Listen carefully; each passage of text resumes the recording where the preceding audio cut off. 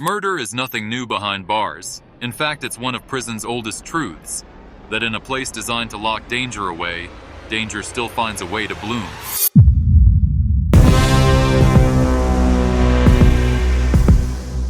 Every year in the United States, an average of 125 inmates are killed by other inmates. That's one murder every 3 days. Behind walls lined with armed guards, beneath cameras watching every angle, inside cages meant to keep men from ever doing harm again. But the killing you're about to hear about wasn't just a killing.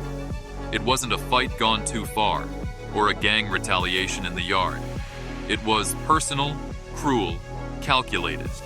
The kind of act that turns even the toughest convicts cold with silence. The kind of story that doesn't fade because it forces one question to sit heavy in your chest.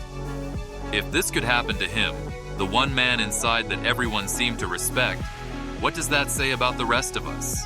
In 1987, inside one of the most feared maximum security prisons in America, a man named Daniel Holt met an end so sudden, so senseless, that decades later, survivors of that place still can't speak of it without looking away. This wasn't a man who picked fights. He wasn't a snitch. He didn't owe debts. He wasn't even serving life. And yet, on one quiet morning in the dead of winter, he was taken out in a way so cold-blooded that the story would ripple through the prison system like a ghost that never leaves. Coldwater State Penitentiary sat 3 miles outside a nowhere town. It rose out of the flat winter fields like a stone fortress from another time. Gray walls stained with decades of rain, watchtowers on each corner with glass eyes peering down, and a ring of razor wire that glittered in the pale sun like teeth. To the public, it was just another dot on the Department of Corrections map, a place where the worst of the worst were sent to rot. To the men who lived there, Coldwater was a pressure cooker. Every sounce, hallway, every cell, every shadow had a pecking order. And if you didn't fit somewhere in that invisible chain, you were vulnerable. The guards called it keeping the peace. The inmates called it survival. The moment you walked through Coldwater's steel front gates, you learned to keep your eyes open and your mouth shut. You learned whose table you could sit at in the chow hall and whose you couldn't. You learned which showers to use and when it was better to wait until tomorrow. The air always smelled faintly of bleach, sweat, and metal. The days were long, the nights longer, and beneath the routines, the counts, the call-outs, the cell checks, a darker rhythm pulsed. One run not by the warden's rules, but by the men who'd claimed this place long before you arrived. Coldwater had a history. Riots in the 70s that left parts of the prison scorched black. A guard killed in the laundry room in '82, stabbed 7 times with a sharpened mop handle. A rumored drug pipeline that ran so cleanly through the place that some inmates lived better than they had on the outside.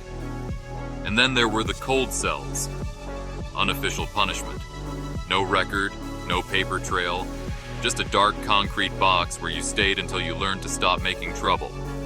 In that world, good men didn't last long. And men who showed kindness, they lasted even less. Daniel Holt arrived at Coldwater in 1983. He was 29 years old.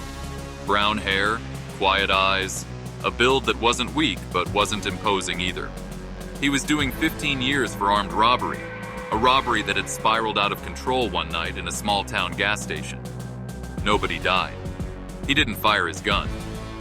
But in the eyes of the law, pointing a weapon was enough to put him away for more than a decade. Most men in Coldwater came in angry, ready to prove themselves or settle into a crew. Danny wasn't like that. He kept to himself, spent most of his free time in the library or working small repair jobs around the cell block. If your radio stopped working, Danny could fix it. If your shoes fell apart, Danny knew how to stitch them up. And if you didn't have enough soap to last until commissary, he'd quietly leave a bar on your bunk when you weren't looking. Some inmates didn't know what to make of him. Was he soft? Was he naive? Or was he playing a long game no one could see? But Danny wasn't playing a game. He was just different.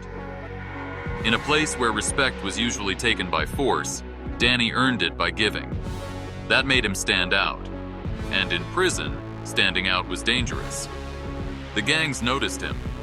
The shot callers, the men who ran things from inside, noticed him too. And not all of them liked what they saw. To some, Danny was a problem.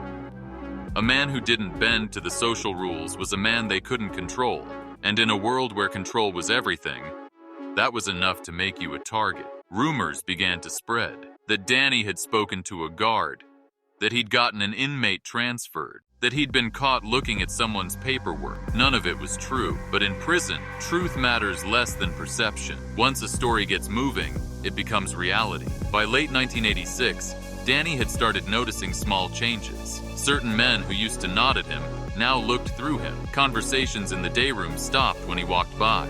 The jobs he'd taken for years, fixing radios, sewing laundry, started getting reassigned without explanation. And then came the threats. Small at first. A muttered warning in the chow line. A shank found hidden under his mattress. By mistake.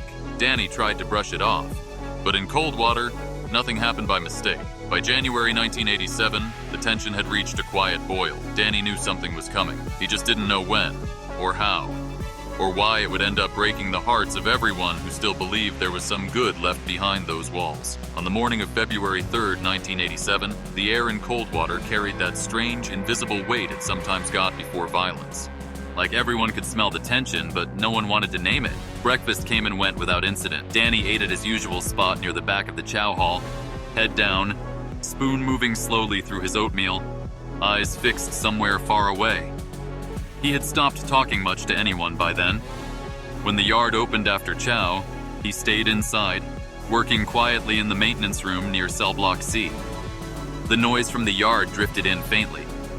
The metallic clang of weights, the barked orders from guards, the sharp shouts of men playing handball. By 10:17 a.m., the cell block was nearly empty except for a few men loitering by the stairs. That's when it happened. Witnesses later described it like a shadow crossing the room. 3 men walking in formation, silent, faces unreadable. They moved past the guard desk without a word, through the maintenance room doorway, and within seconds, the sound began. A dull, wet thudding, too rhythmic to be anything else. Then came the muffled grunts, the scraping of boots on concrete. No shouting, no panic, just the quiet, methodical work of ending a life. When the guards reached the room, they found Danny on the floor, curled on his side, his hands still halfway up like he'd tried to shield himself. His face was barely recognizable. The handle of a sharpened screwdriver jutted from his ribs. Blood pooled under him in a dark, steady circle that crept across the cracked cement. The 3 men who'd done it were already gone, melting into the slow tide of inmates returning from the yard. No one had seen anything. No one ever did. They carried Danny out on a stretcher, his boots hanging limp, and by the time they reached the infirmary, he was already gone. In the official report, it was written up as inmate on inmate assault resulting in fatality. No names were attached. No charges were filed. The screwdriver vanished into evidence. Were to be mentioned again. The warden issued a short statement to the press. An incident occurred resulting in the death of an inmate. The matter is under investigation, and that was it. Outside the walls, life went on. Inside, Coldwater shifted ever so slightly. Some men claimed it was a gang hit. Others whispered it was personal, that Danny had unknowingly gotten in the way of something much bigger. But the most persistent rumor was the one no one could prove, that the hit had been ordered by someone wearing a badge. Danny had been too kind, too visible, too trusted by other inmates. In a system built on control, kindness can look like a threat, and threats are dealt with. Over the next few months, the prison carried on like it always did. Meals, counts, lockdowns. But for those who'd known Danny, there was an empty space that nothing filled.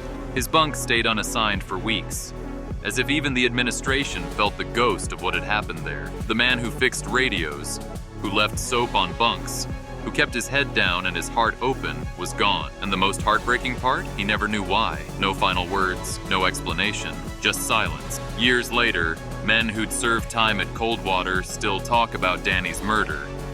Not because it was the bloodiest they'd seen, but because it shattered the one fragile idea that kept some of them human, that if you lived right, maybe you could survive. His death was a reminder that in a place like that, survival wasn't about right or wrong, good or bad. It was about power, and power didn't care who you were. Even now, decades later, the official cause of death remains stab wounds, inmate assault, and the case is listed as closed. But for those who remember, it's anything but. They carry the memory the way inmates carry everything inside. Quietly, carefully, always watching the door. And sometimes, when the night settles heavy and the sound of keys echoes down an empty tier, they think of Danny Holt lying on that cold floor. And they remember that behind those walls, the cruelest thing isn't the violence. It's the silence after.